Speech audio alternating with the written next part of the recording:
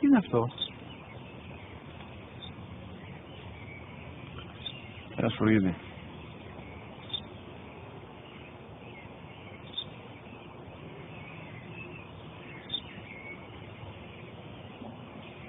Τι είναι αυτό?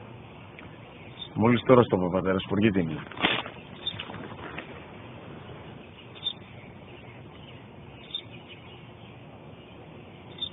Τι είναι αυτό? Ένα σπουργίτη είναι, πατέρα. Ένα σπουργίτη. Σπου-γι-τι.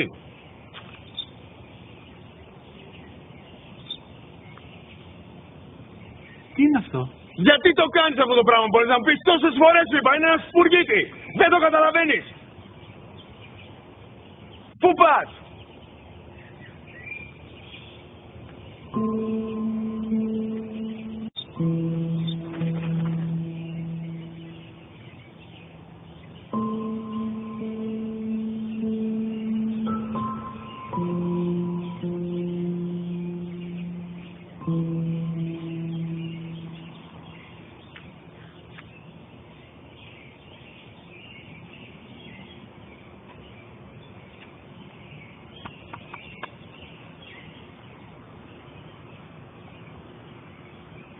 Δυνατά.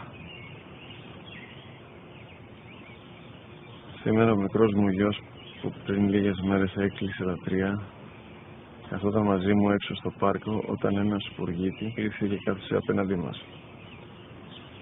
Ο γιος μου με ρώτησε 21 φορές τι ήταν αυτό και το απάντησα και τις 21 φορές ότι ήταν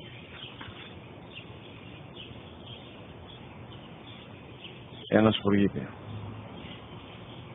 Τον αγκάλιασα τρυφερά και τις 21 φορές που μου έκανε την ίδια ερώτηση, ξανά και ξανά, χωρίς να εκνευριστώ, νιώθοντας στοργή για το αθώο μου αγοράκι. وَقَضَى رَبُّكَ أَلَّا تَعْبُدُوا